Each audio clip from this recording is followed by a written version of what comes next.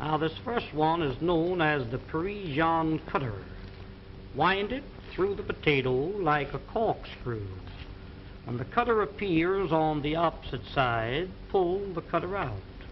Place the handle in the center and twist it out. This is what they call a French curl. When you fry these, they come out like donuts, nice and brown. Serve them with your steaks or pot roast them. Unwind it, there's 2 curls out of the 1 potato. Tomorrow morning for breakfast, wind a little strip of bacon around the potato and serve them with bacon and eggs. They're delicious. Different colored vegetables, wind them together and you get the 2 colors. Here's a little trick cut. Split the curl halfway through the center. If you're making a shrimp salad and you happen to run short of shrimp, mix these in with the regular shrimp. Upon my word, you couldn't tell the difference until you start to eat 'em. Now the rest of the potato, you stuff it. We'll call this a little chicken. We'll call this here some hamburger. You might have a little meat that's been laying in the ice box for a few days. Chop the meat up fine, season it highly, stuff it into the center of the potato and bake them with the skins on. When they're done, cut them in 2.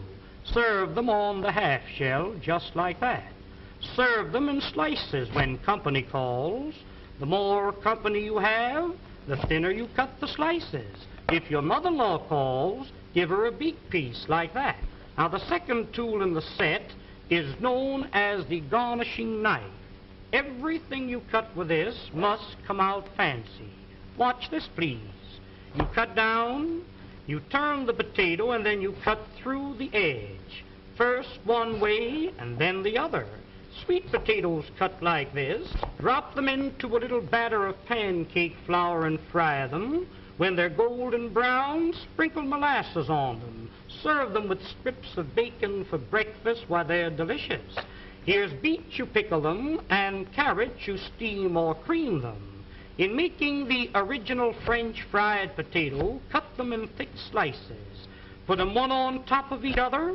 Cross-cut the slices, and you'll never eat a French fry any other way. The potatoes cut like this will not absorb the fat because they're garnished around.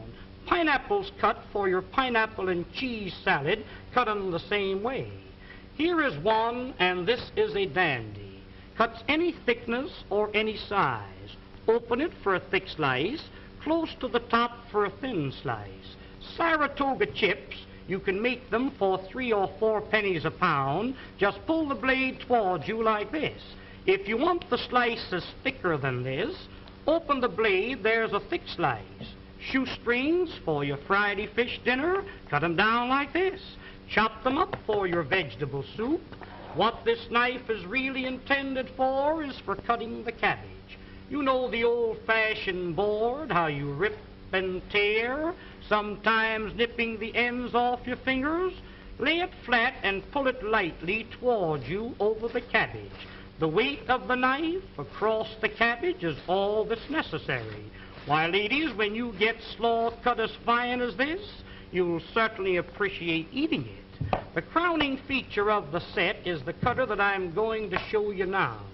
This is known as the Champeen Vegetable Mincing Knife and Noodle Cutter. Now, when you want to make some real fine noodles at home, you roll the dough out like this. Dip this into a little flour so it doesn't stick to the dough, and as you roll it over the dough, that will cut the noodles in long strips, 10 at a time. Did you ever try to chop up a little nuts for cake?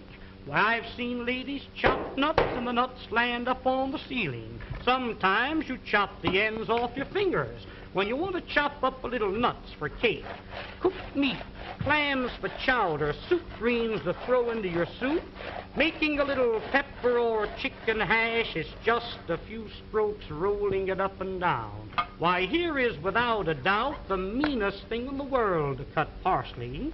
Put that in a grinder, you really grind it too fine. This machine, instead of crushing the parsley, cuts it quick, clean, and dry, leaving every bit of the juice and every bit of the flavor. Now, to clean this machine, you press the button. Rinse it out in a little water. When you're through using it, hang it up and let it dry. Here's one here that every lady should have in her home, known as the Parisian scoop. You lay it flat, once to the right, once to the left. When you scoop them out, you'll get a perfect round little ball. You can pot roast these, cut them out of cheese or cut them out of butter. When you're serving a fruit cocktail in the summertime, take your fresh cantaloupe, scoop them out like this, mix them with apples, pears, and watermelons, makes a delicious fruit cocktail served with a little cracked ice like you see here. But here are the two ladies, if you ever do get it, you'll thank the day you've seen this demonstration. When you press, it locks. It's like a pair of human hands. Reach in the oven and take the biscuits out of the oven. Ever take the hot potatoes out of the oven and burn yourself on the elbow? A roast chicken out of the oven, a piece of meat out of the pot, spinach, asparagus out of the water. Why, around canning season when you're preserving the fruits, to take the hot fruit jars out of the water like that, that machine is worth dollars to you. And here's another one that I really know you'll enjoy having in your kitchen, known as the safety grater. No doubt you're familiar with the old-fashioned grater. I've seen ladies take a grater and rip the knuckles off. When you want to grate up potatoes for delicious potato pancakes, this has a smooth, flat edge, impossible to cut yourself. Just like you were washing clothes, you rub it up and down, and you really grate your vegetables real fine, retaining all the flavors and all the juices. Breadcrumbs for when you're serving veal cutlets or anything like that. You want a little breadcrumbs to fry your fish in? Why, there's the greatest proposition in the world. Use that for coconut, cheese, or horseradish. When you're through with it, just hit it down like that. That knocks all the food out. Rinse it out in a little water and hang it up and let it dry. Now here is a stone made of carborundum and sapphire quartz, which is made purposely to keep these knives sharp. When they get dull, a few strokes over the edge like this, and you can put a keen cutting edge on it. If you have a dull knife or a dull pair of scissors, an old sickle or a scythe, a lawnmower, cleaver, an axe, there's a tool that will really put an edge on the knife, so the knife will really cut for you. I just want to give you an idea of how sharp that knife really is when you sharpen it with that stone. Ladies, I've seen some of you try to open up cans. Now, there's a can of Campbell's baked beans. I've seen ladies open up a can and you poke a hole in it, go around the top, hippity-hop, and your finger slips. Let me show you a real proposition. Look, lay it on the can, lift up the safety, and turn the key. That locks itself on the can. No harder than you were winding up your watch. Wind up the key and that'll cut the top off of the can slick and smooth. Notice how the end raises itself up in the air so you can lift the lid off, giving you a clean, smooth edge. Now that can be used for sardine cans, square cans or round cans, exactly the same way. Now this tool here, my dear friends, needs no introduction. This will save you on an average of $20 to $30 every year you use it as a peeling knife. Here's a grater for cheese, coconut, or horseradish, a fish scaler for scaling your fish, and when you're coring your apple, it's just a slight twist of the wrist, and there's the apple core. There's one more tool that I want you to see, and I want you to watch this one very closely. Many a times when you're baking a pie, you have a pudding in the oven. I've seen ladies wrap a towel around your hand, and many a times you burn your fingers. Hook this onto the pot like this and lift the hot pots off the top of the stove. You've got a pie pan in the oven. Get a hold of the pie pan like this. Why, you couldn't get it off with a team of horses. This will positively lift 100 pounds. There's a pail of water weighs 50 or 60 pounds. That's the way you pick it up. But there's one more tool. I'll be all through and I'll be finished. Oh, now the next tool and the last one is what they call the Sarah Bernhardt cutter. This was invented by the head chef of the Imperial Hotel in the city of Berlin, Germany.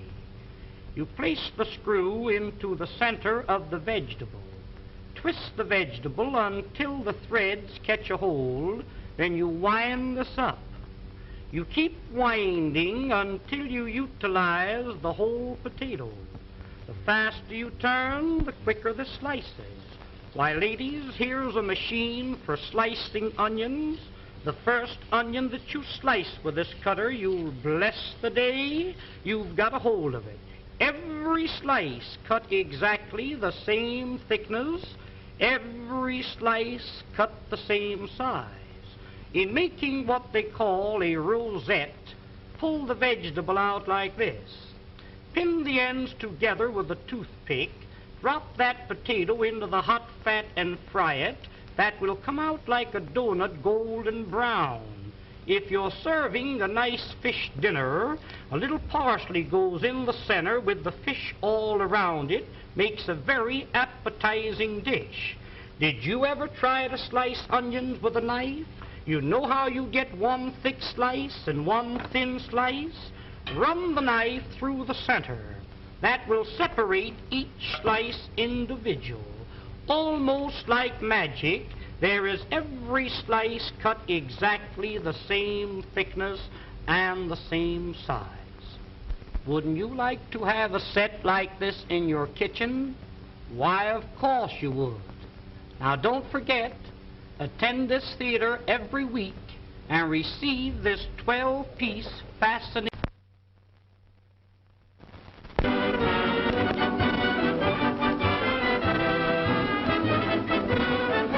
Ladies and gentlemen, the management of this theater takes great pleasure in making this announcement.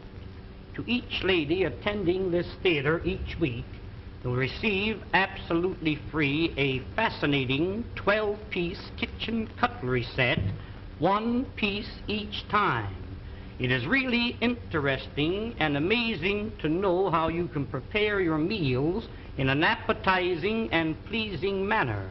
There's an old saying, and a true one, that what is pleasing to the eye is bound to be pleasing to the appetite. I'm going to demonstrate this set to you, and I want you to watch it very closely. The first cutter that I'm going to show you, now this first one is known as the Parisian cutter. Wind it through the potato like a corkscrew. When the cutter appears on the opposite side, pull the cutter out. Place the handle in the center and twist it out. This is what they call a French curl.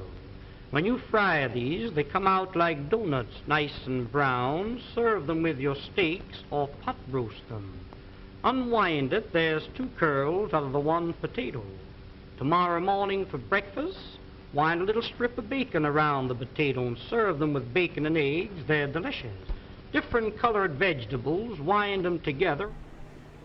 Hey there. Oh, hey. My camera's not on. You should fix that.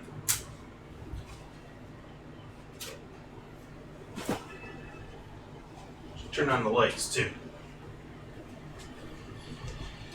Obviously still cleaning up a little bit here. But we're just about ready here to, that's my paper towel, strain out the stock, and I will bag it. We'll go from there.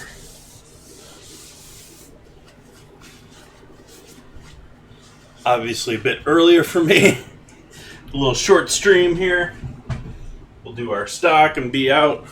I actually have stuff that I have to do here before 5, so definitely not a long stream today.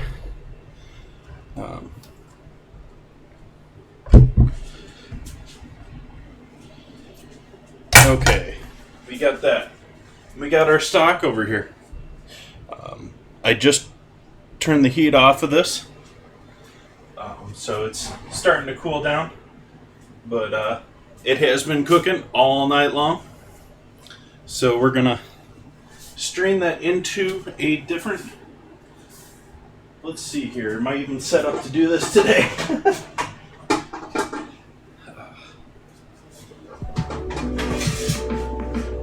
Oops.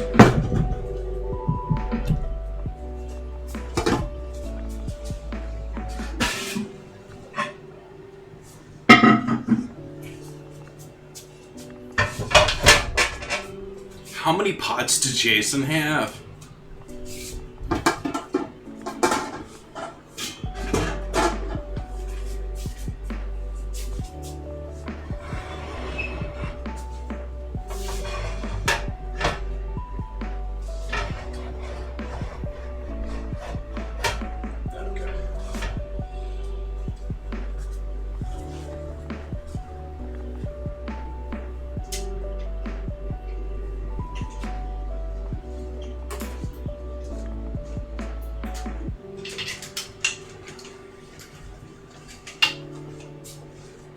We have, I use 2 strainers. We have the thicker, much more heavier duty or like actual piece of metal strainer there. And then we have the finer mesh one. This guy's going to catch all the bones and sharp and stuff. This is going to collect all the particulate and smaller stuff. Put them inside each other there. And where's my big boy? Lay it up. It needs a little clean out there. It's been hanging out too long, got stuff dropped into it.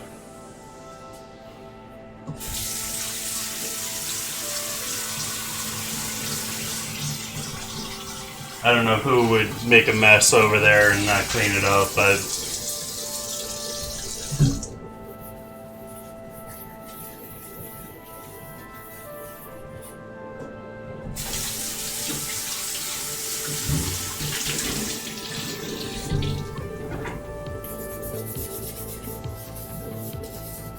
this guy I only use for the real quick, easy stuff to get, because I'll show you here in a sec.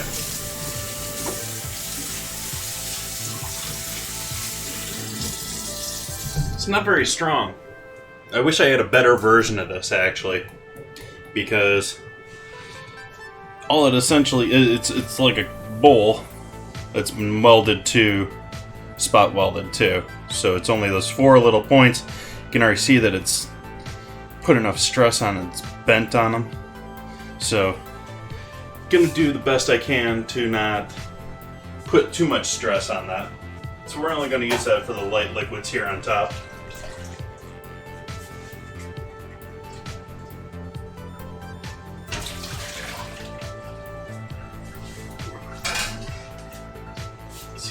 Fix this a little bit.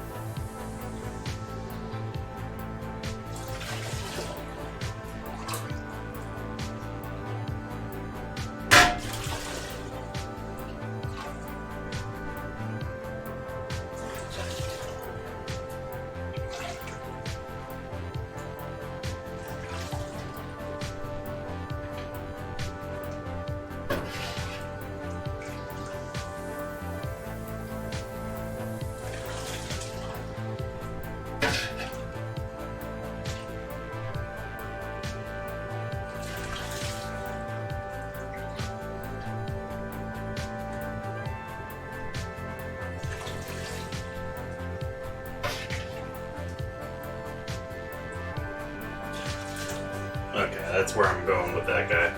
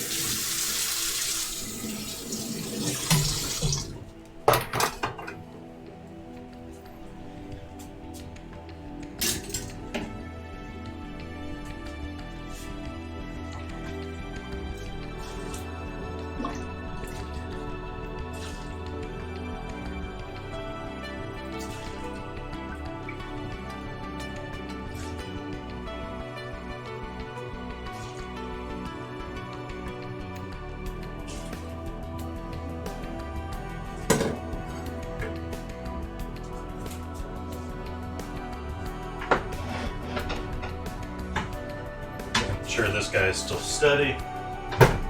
It's not half off the edge because the other pan's behind it.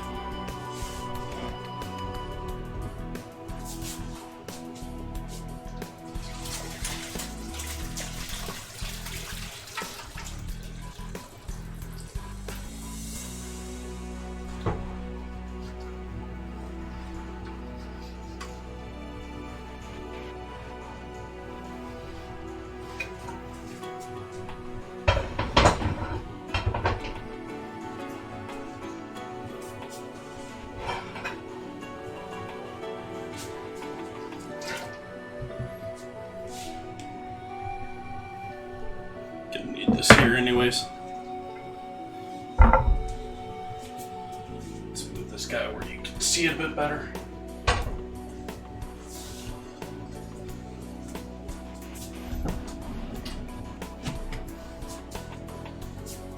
Take this first batch of bones here, give it a good shake out. It's still dripping here a little bit, so we'll let that drain for a moment.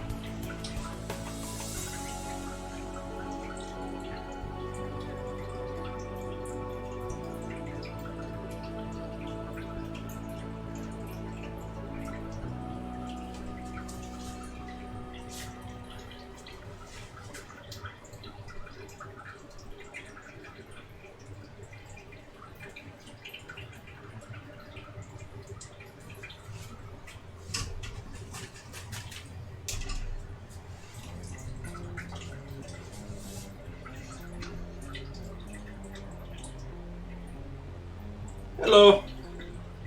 Can't quite make out your name from here, apologize. But hey there.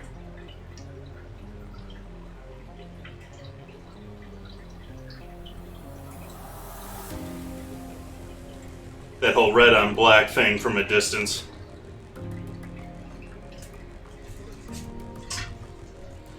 Straining off chicken stock that I made here on stream yesterday. Was streaming most of the day yesterday.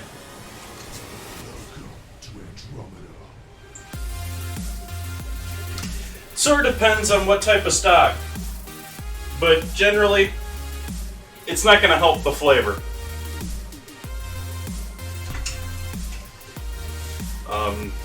I'd be more inclined and worried about doing it if it's a big boned animal. Chicken, I mean, this one didn't have a whole lot of scum on top.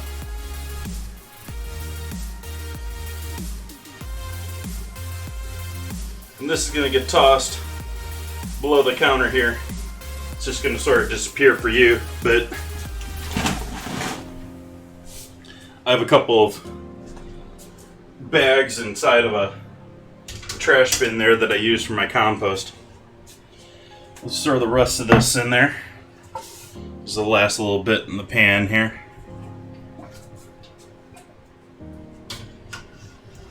Oops.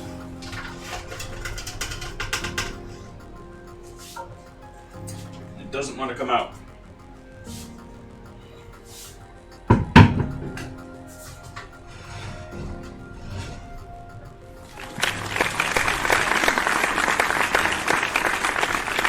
Thank you for that follow there, Silverstab. Welcome.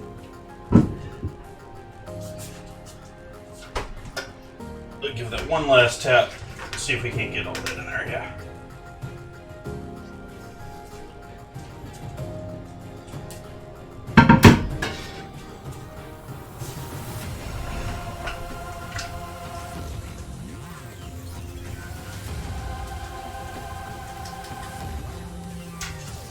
So we had a combination of 3 carcasses roasted off. We got leeks, carrot, onion, celery, fennel, shiitake mushroom, oyster mushroom, parsley, bay, black pepper, white pepper.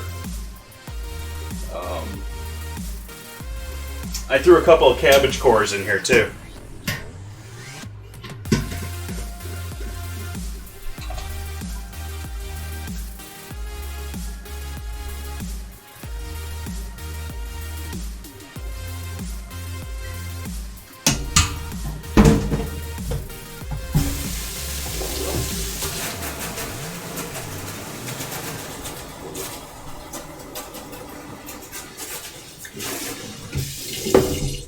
Give that a quick rinse out. Want to keep our fine mesh nice and clean. You don't want anything. It's sort of give and take. Sometimes it's better cleaning out mesh when you let it dry, like complete bone dry. But also then it like almost like permanently cements it sometimes too. So a little bit depends on what you're doing again too, but it's usually best just to clean the thing out right away, get it nice and clean.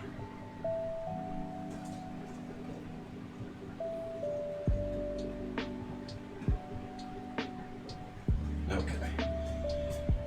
We'll come back with soap for that later.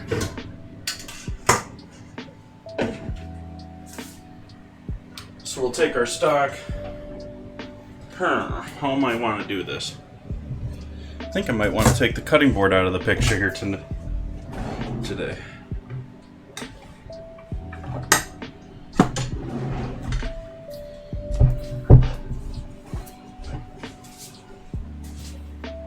Set you over here.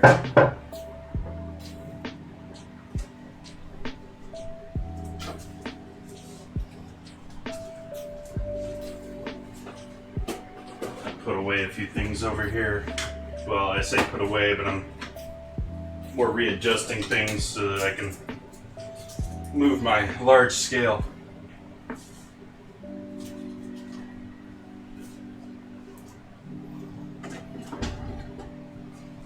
Go.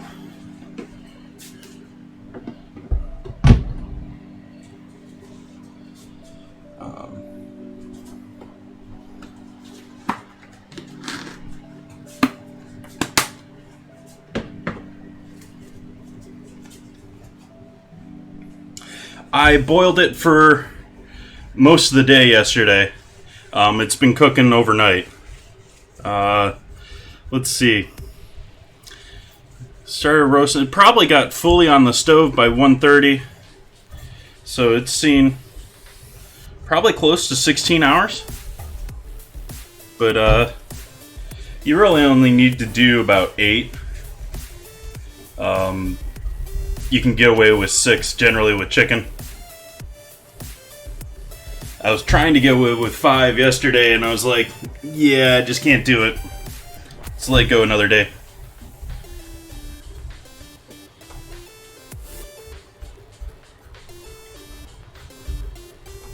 Okay.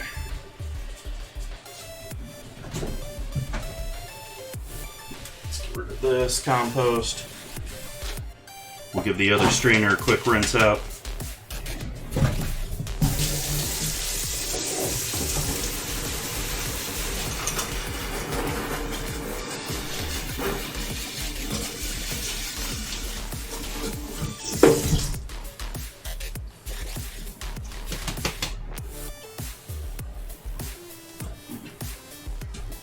Whoa, that's a long time, or it's actually pretty common for stock to go long. People advocate cooking stock way longer than it needs to be.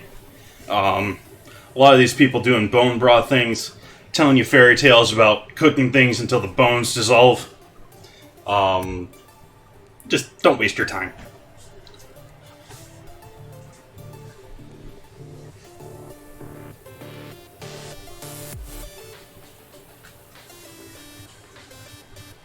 I stream here normally. I do dinner on stream 3 nights a week.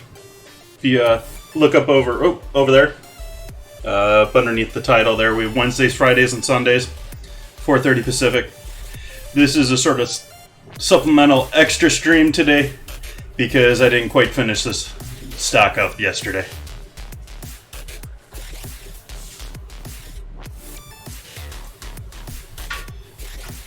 Okay. Put you over here, and we need bags. Do I have any more bags out? Nope.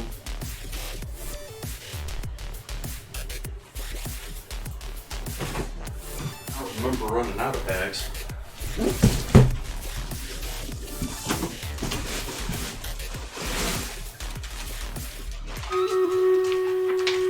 Ooh, battle.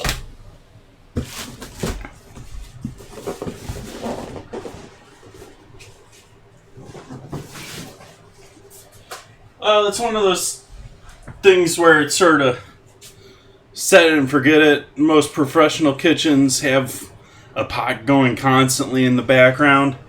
You really only have to deal with it when you're starting and finishing it. Otherwise, it's just sort of sitting there bubbling away. Hopefully a slow bubble.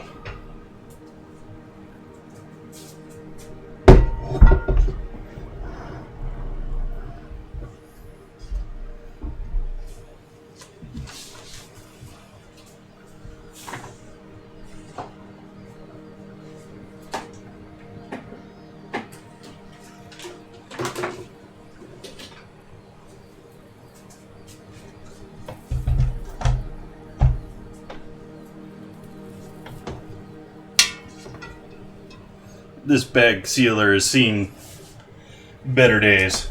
It's gotten its fair share of use. I've replaced both the lead and the cover several times. Of course, they send you those out. They expect those to go bad. Okay.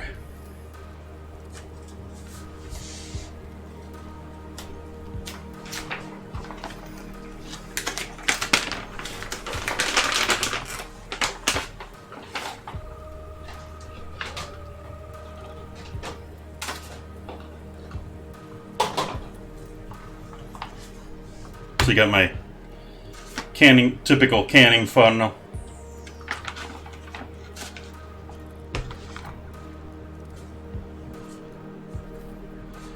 This guy and this guy. And we'll switch that to the board and we'll do our Stream Raiders battle.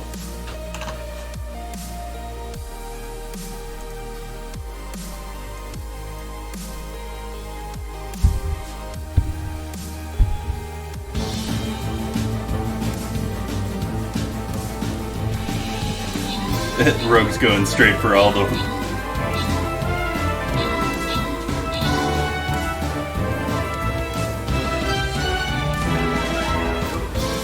I don't think I'm gonna win this. We'll see. Don't think so.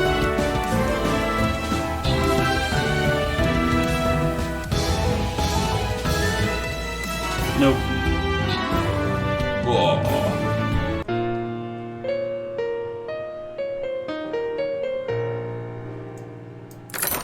Stream Raiders. It's a viewer streamer game you can play.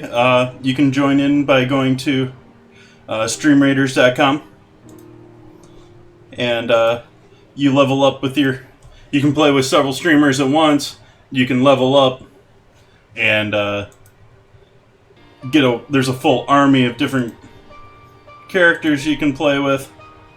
And I need to upgrade several of mine, but let's try that one once more here. Add my tank over here again.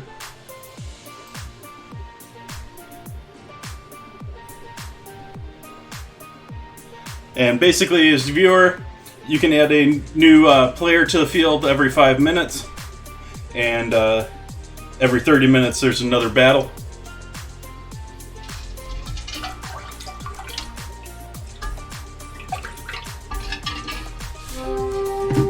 The marbles and stuff, like, I like this because it's a little bit more involved with the viewers. Like, the things with marbles, you're basically just typing in play. This way you have an actual... Ooh, I need to double strain this, I guess. Oops, sorry for that loud bang. Metal on metal is hard to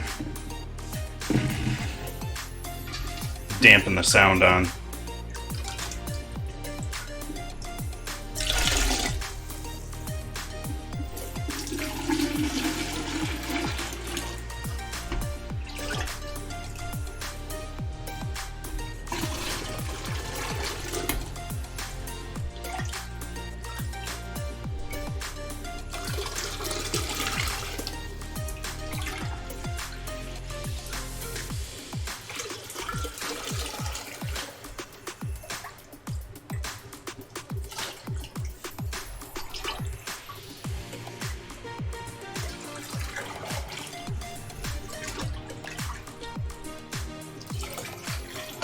And leave a little room to the top on this. This guy holds about a gallon. I'm going to be making 24-ounce bags. It's 1.5 pounds for us in the States.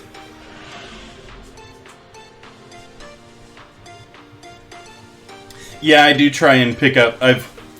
Since I started streaming, I've basically replaced all my metal spoons with wooden ones.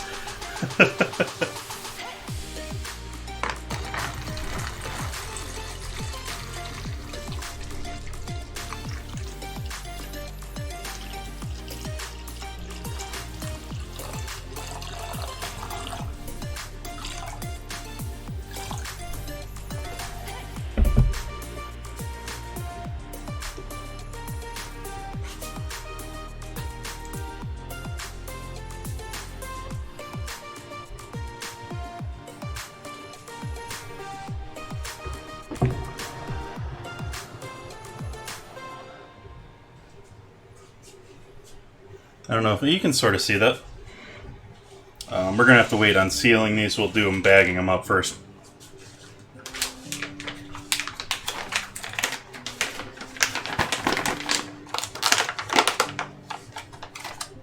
I have had many top over. I have filled many thousands of bags like this, so yes. I am practiced in the art. I know what I need to do with opening a bag to not worry about it.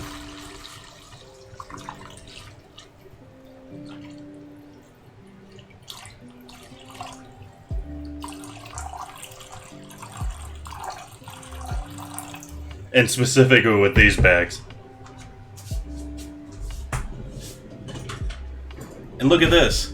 I even got a cute little ladle that perfectly fits in the center there.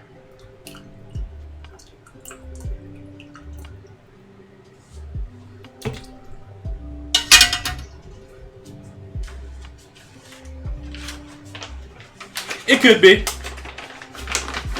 But, like I said, I am not exaggerating when I say that I have filled thousands of these bags.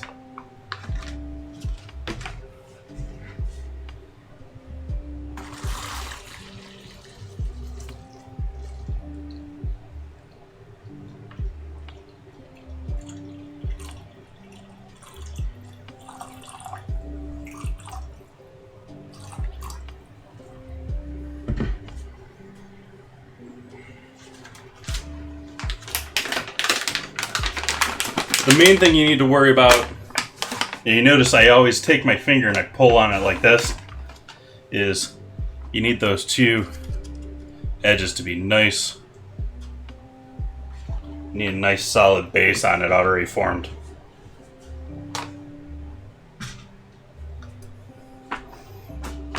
Once it has the liquid, it's got a base, so you don't have to worry about it. That one I'm a little bit more worried about, but that one, it's going to have to spread. That's why I'm worried about it. But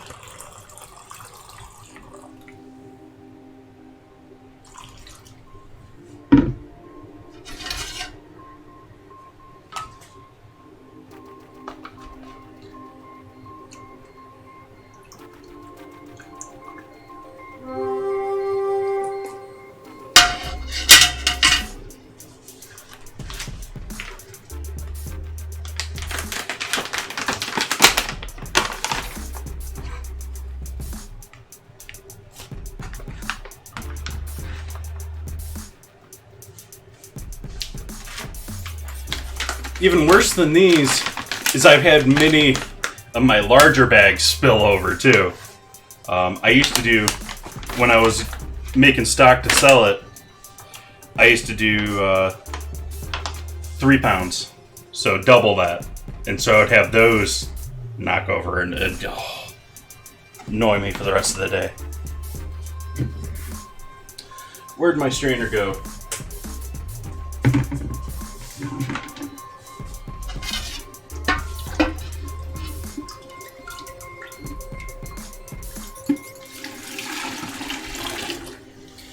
Well, that's why I started using these, and that's why I started selling them in bags like this. It's because the bags are a heck of a lot cheaper than actual containers. And they're flexible. So I would sell them while they're obviously refrigerated and not frozen. So people take them home, and they can just shove them in their freezer any way they fit.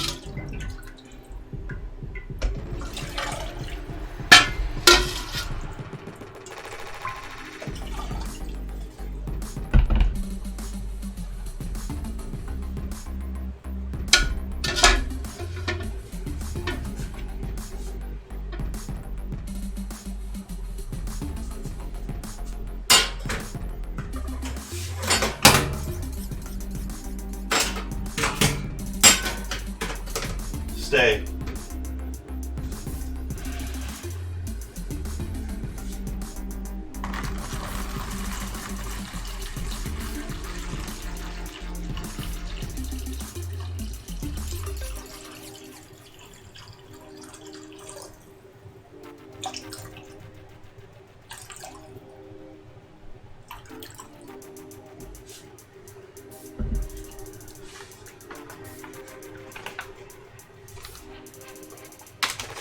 Well, even worse than having the bigger one.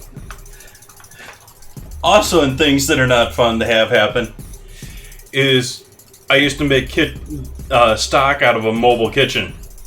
And so, when you have a big stock pot, and your employee or yourself forgets to lock the refrigerators before you drive it home at the end of the night, yeah, that's a real fun to mess up, or a real fun mess to clean up, especially at the end of the day when you're done with everything else.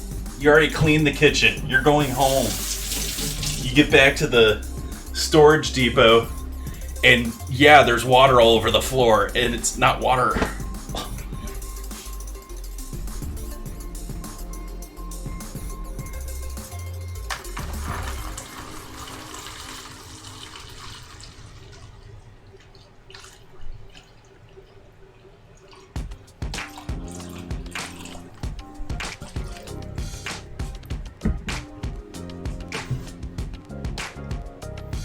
You can do it from chicken thigh bones.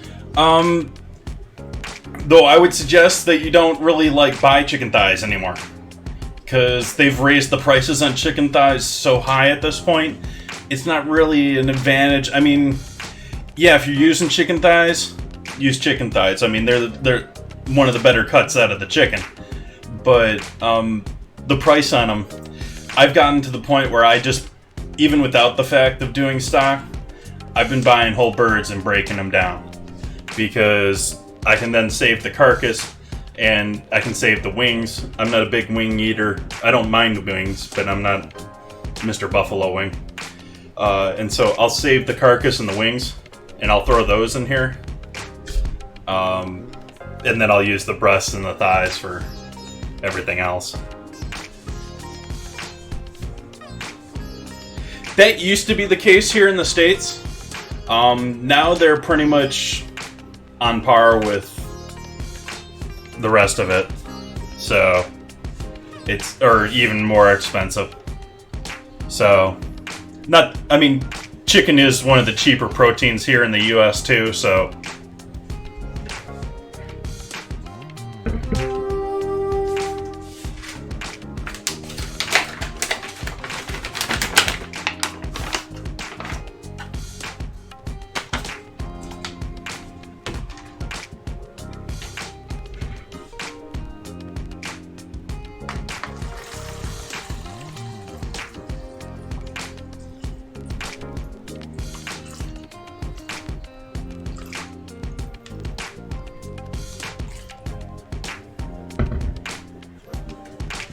Hey, Chef Blista. Welcome back.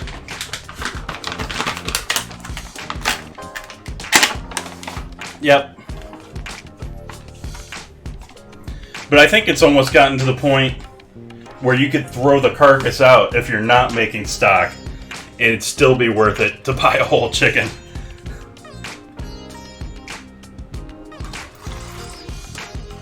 I'm doing mighty fine. Just doing a little wrap up here of the chicken stock from yesterday.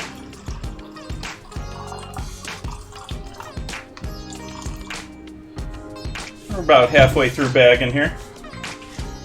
Oops, we actually need more to bag.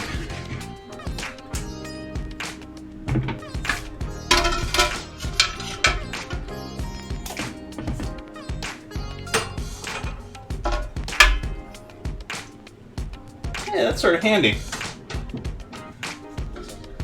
I'm hanging my ladles off of my clean dish rack here.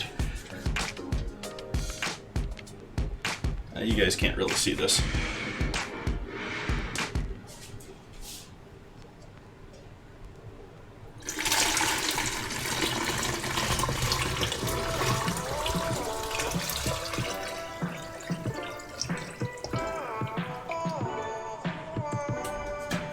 If you're just joining in, that is the second straining. Just grabbing any little bits that I might have missed first time through with these guys.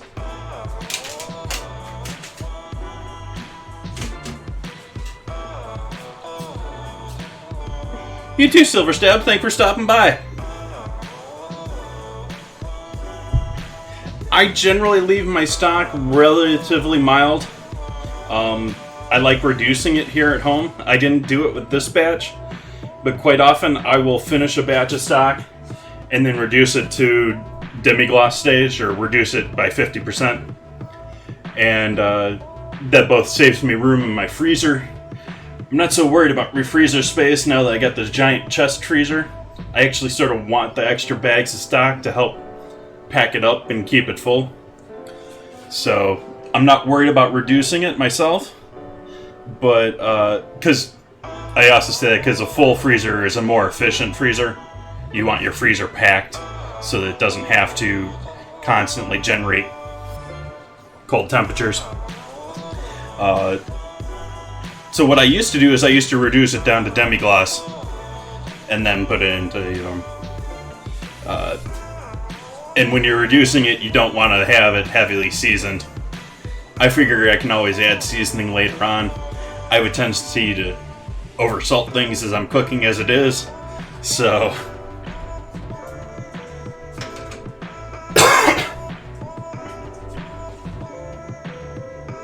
I seasoned the bones on the, well, when I was doing it commercially, basically the only salt that I put on it was when I was salting the meats or salting the bones, meat, to serum.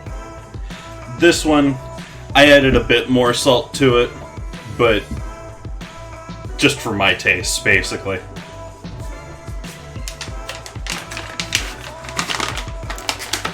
And I mean, if you want to reduce it down for a reduction sauce or something like that, you don't want it salty at this point.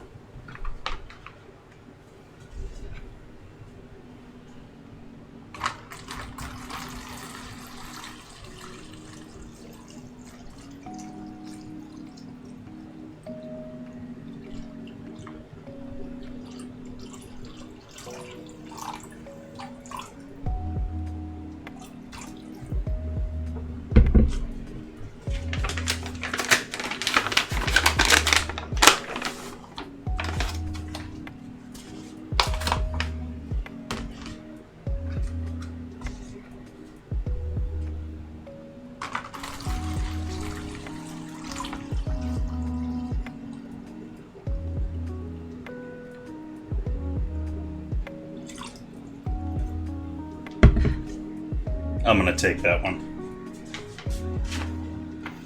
It's flashing between 0 and 1 there. It's so close, I can't even tell.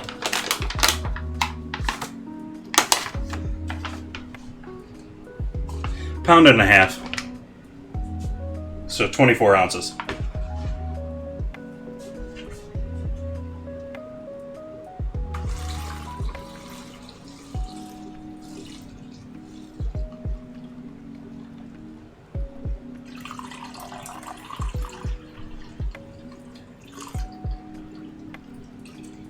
Oops.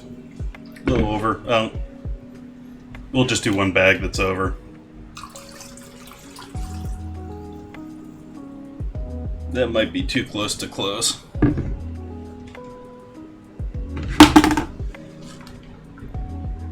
Yep.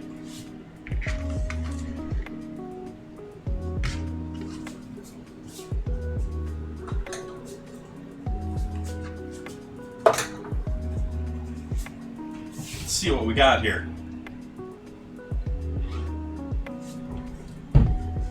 Since we got a little too much. Just a little too much.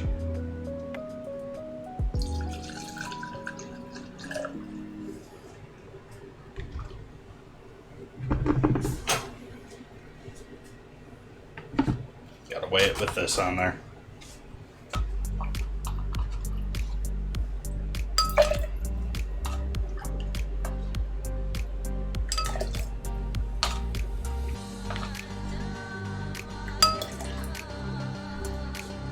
Still over, but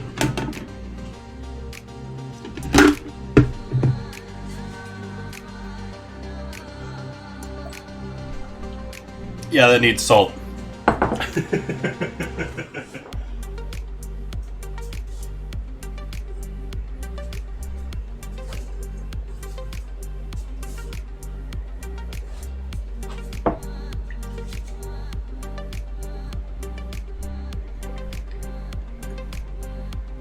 Pretty mild, actually. It's a little bit milder than I expected. I got some good color on those bones.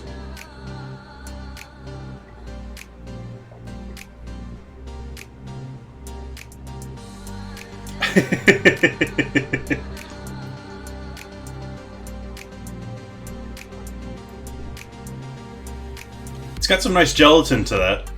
I can feel it on my... I don't know if you feel it like coats your lips and your...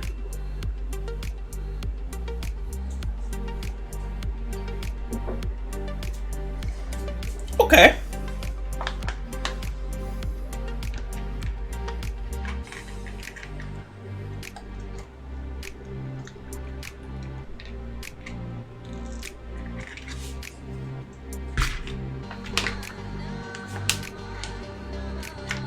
And squeeze most of the air out of them. Not gonna vacuum pack them.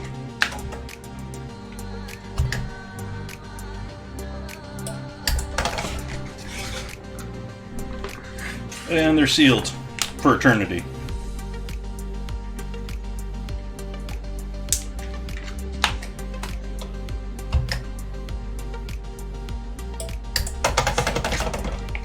This guy just melts the two pieces together.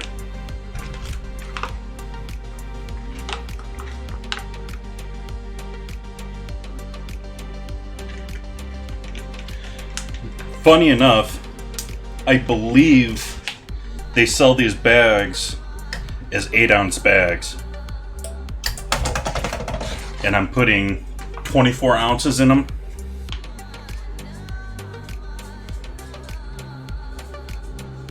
Let me double check. Yeah, 8 ounce.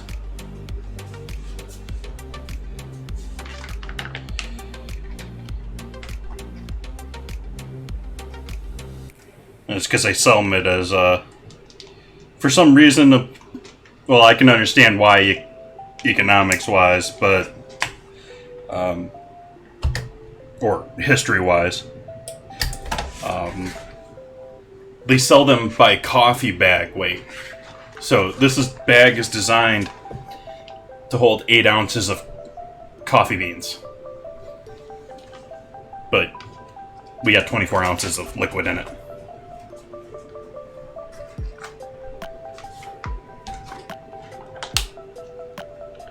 Oh, it's because it's the difference in... Okay. Delay screwing me up here or there, whether you're getting that or not.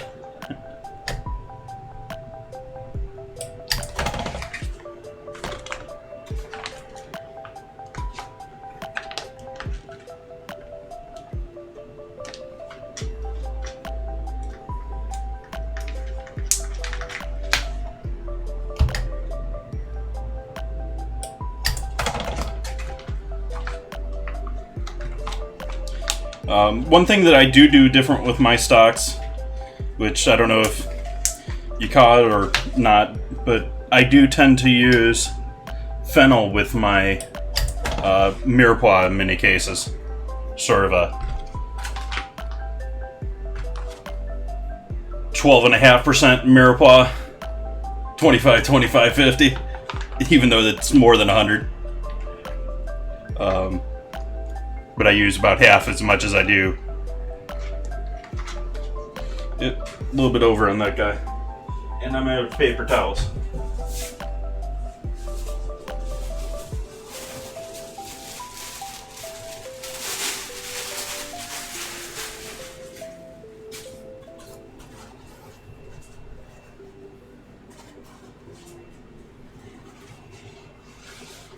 That's weird.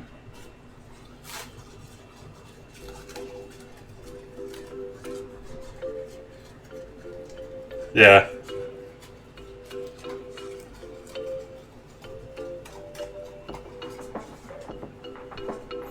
Yep. But I can imagine it being the standard for containers, because a lot of that's based off of shipping, and what's one of the first things we started shipping?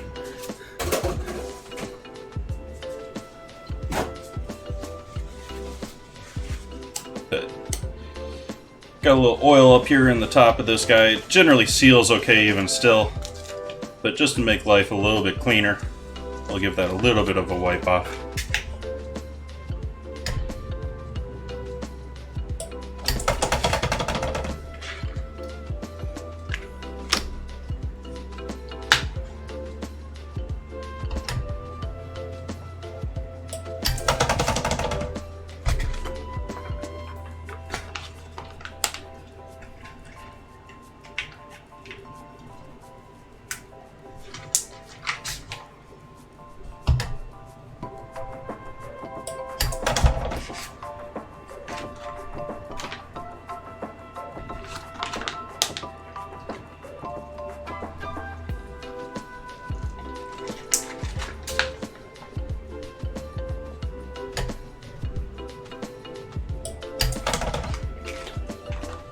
Awesome.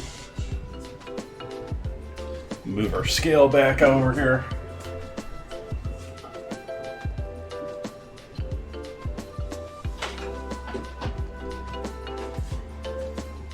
Hang out with the bugs attacking my old butcher block.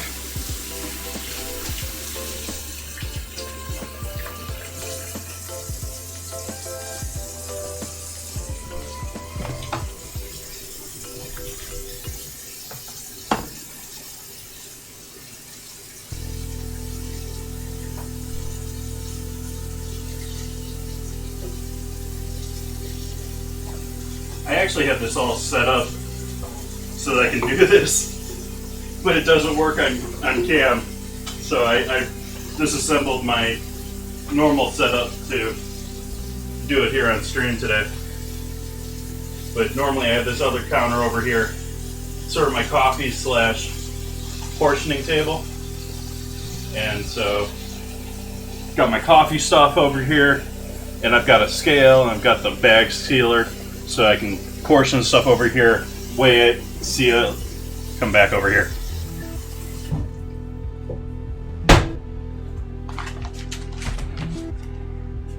Now the fun part.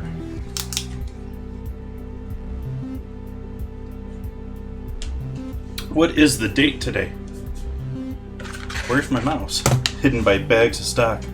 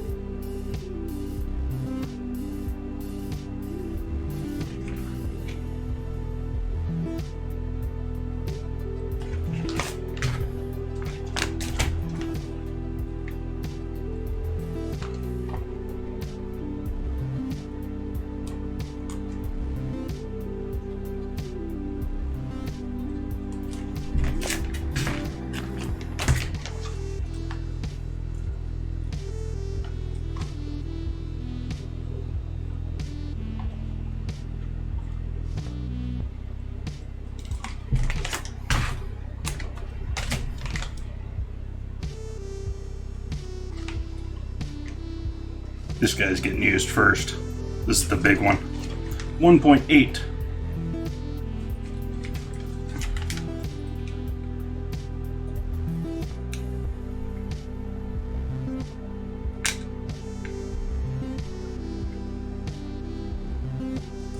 Right pen.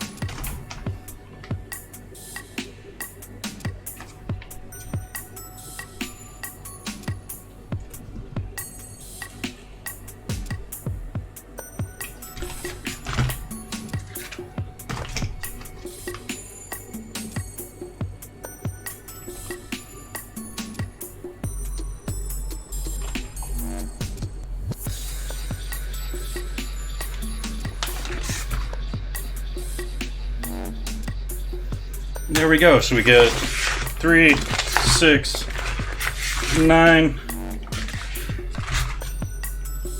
11 bags, and one of them overweight. And I get to clean up this mess. Let's see how we're doing here on Stream Raiders. Ooh, ready for another battle already. Nice. Maybe we'll do better with this one.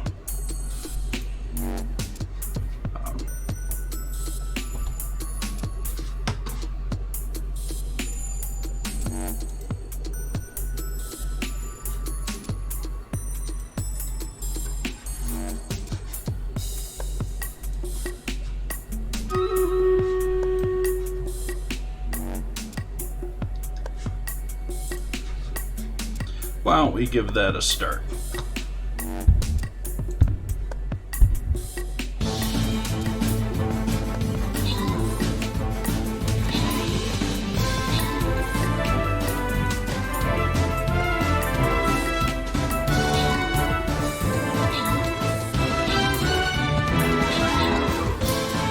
They're all going after the archer. Oh, that's not good.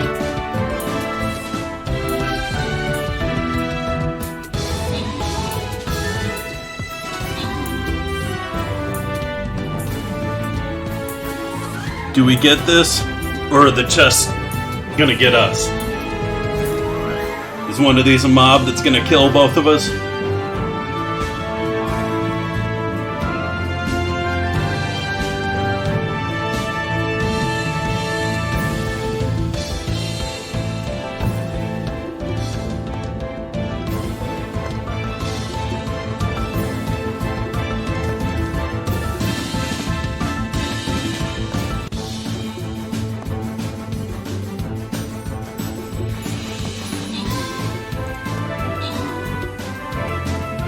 Woohoo! Victory!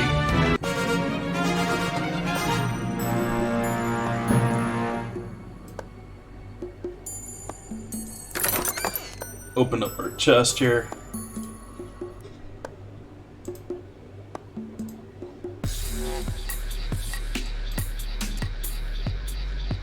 And we're gonna call it there for now.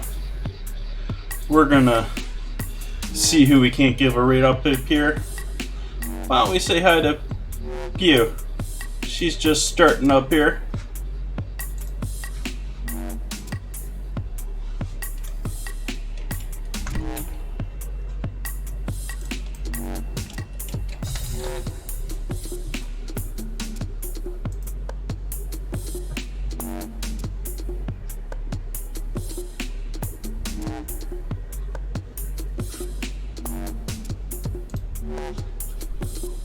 Awesome. So, thank you all. We'll be back here on Wednesday.